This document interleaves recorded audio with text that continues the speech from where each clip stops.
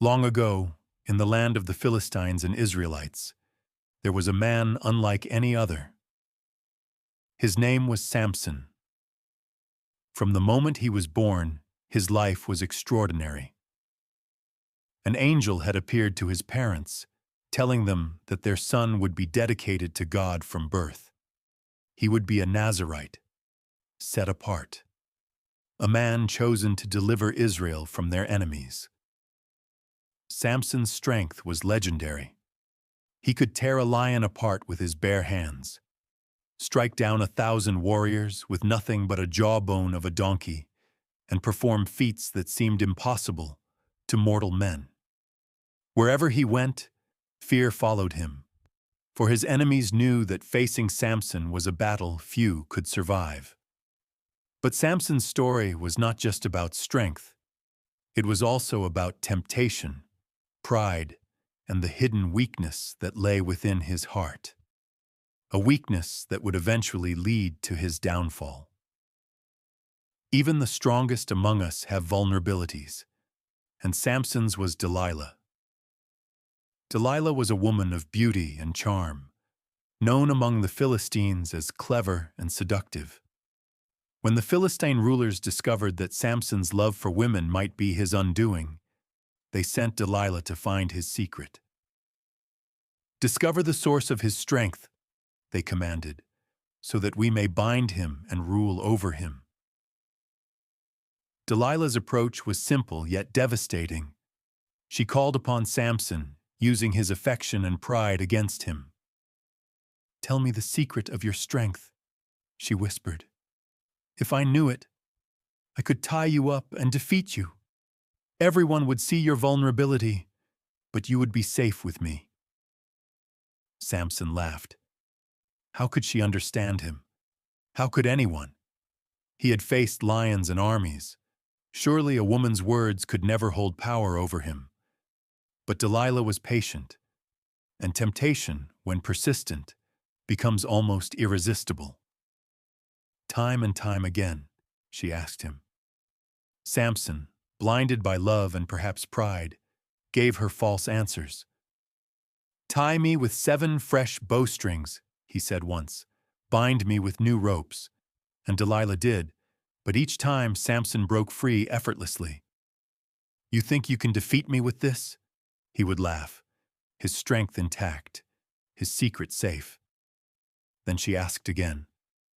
"Use the weaving cord, Samson," she pleaded. And again he gave her lies, and again he broke free. But Delilah never gave up. Every whisper, every plea, every touch chipped away at Samson's pride and patience. And every time he lied, he underestimated the danger, the cleverness of Delilah, and the determination of the Philistines. Finally, the moment came. One day, Delilah pressed him harder than ever. "Samson," she said, "you mock me. You love me, yet you hide from me. Tell me the truth. What makes you strong?" Samson, perhaps thinking that his heart was safe with her, finally revealed the truth. "If I am shaved, my strength will leave me. I will become as weak as any other man." Delilah's eyes lit up. The secret he had guarded for so long, the very source of his power, was now exposed. She wasted no time. While he slept, she called the Philistines and had his hair shaved. When Samson awoke, he felt it immediately. The power, the force that had flowed through him like fire, was gone. He was no longer invincible. And in that moment, the man who had defeated armies with a single swing became vulnerable, human, and fallible. The Philistines, who had been waiting, seized him. They bound him with ropes, blinded him, and threw him into prison. Samson, the strongest man in the world, was humbled. His life, once marked by invincibility, was now defined by weakness, betrayal, and regret. But the story does not end here. Samson's tale is not just a story of defeat.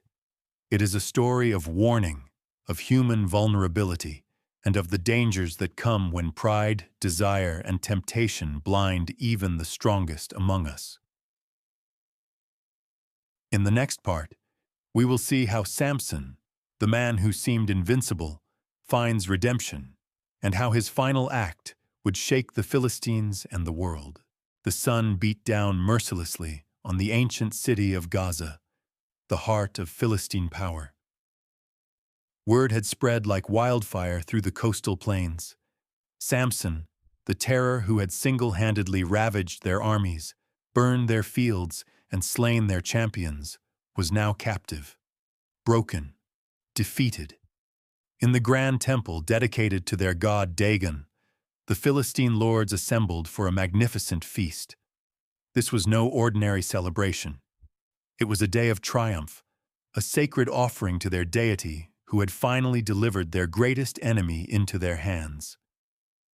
The massive stone structure, supported by towering pillars carved with images of fish-tailed gods and scenes of conquest, echoed with the sounds of revelry. Music played, wine flowed in abundance, roasted meats filled the air with rich aromas, thousands upon thousands gathered, nobles in fine garments, fierce warriors still bearing scars from battles against Israel, women adorned with jewelry, and even children eager to witness the spectacle. "Our God has given us victory," the rulers proclaimed loudly, raising their cups high. "Dagon has delivered Samson, the destroyer of our land, the slayer of our people, into our grasp. Praise be to Dagon."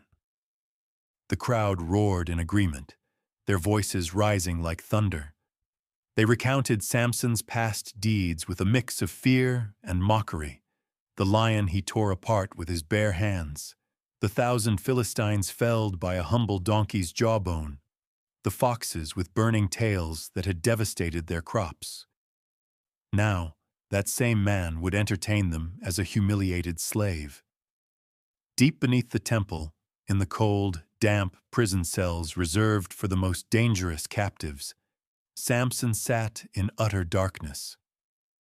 His once piercing eyes had been cruelly gouged out by Philistine blades, leaving only empty sockets that ached with phantom pain.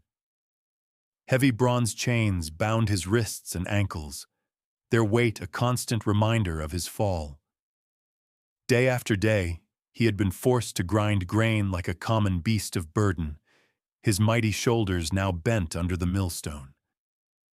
The man who had walked freely across hills and valleys feared by nations was reduced to this. Yet even in this abyss of suffering, a quiet transformation was taking place. While Samson's body wasted away, his spirit stirred. In the long, sleepless nights filled with regret, he reflected on his life.